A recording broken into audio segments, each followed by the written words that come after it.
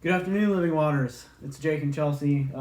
We just wanted to give you guys an update of the week and kind of what's going on in our lives and what we're working on and working towards and studying and stuff like that. So, Chelsea, what's new? What's going on? I'm in the office. Woo woo.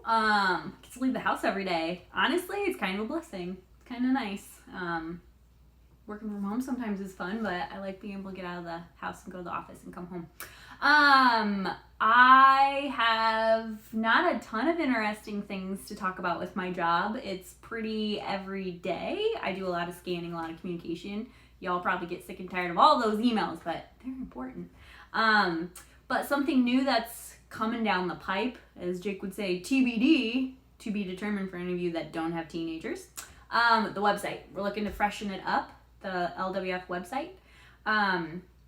We're just looking to make it a bit more user-friendly, easier to navigate, and just kind of give it a facelift, I guess, make it look just a little different. We all like when things get fresher and a new look, and so I'm excited because I'm going to be a little bit more hands-on with it, be able to change things and update things and not have to kind of burden our tech team that's already very busy with streaming and editing service and whatnot. So I'll be able to handle it a bit more myself.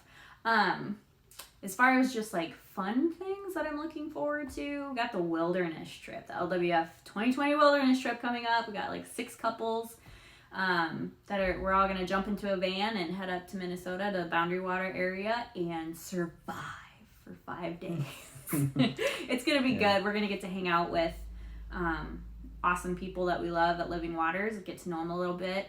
In a different setting that's not a church setting, so that'll be really exciting. What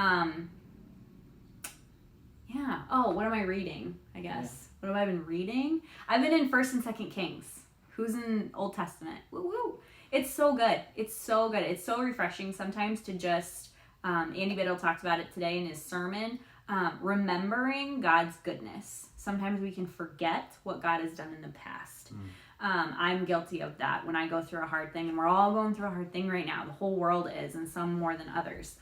But I'm so quick to forget God's provision and his goodness and his blessings. And reading through 1st and 2nd Kings is just a reminder of God's goodness and blessings in the course of history, his faithfulness. And in the New Testament, it's personal relationship with Jesus Christ. And so that intervention, that provision, that I don't know another word, but it's personal for us. We get that, and I don't know. It's been a good read. There's some crazy stuff in there, you guys. You should read it. There's some amazing things and miracles that happen that are just mind blowing. So I'm enjoying it. That's what I'm reading. That's what I'm learning. How about you? What's new? Well, this is, I don't know when you're watching this, but it's Sunday afternoon. I just wrapped up editing and posting the sermon for this Sunday for Andy's great sermon. We are looking forward to the wilderness trip, and also one of the things that's kind of been influencing my studying and what I'm reading is the tech conference in 2021. Gospel and technology. Yep, gospel and technology. Going to be doing a talk there and just studying up for that, and just our relationship with technology and how that affects our lives.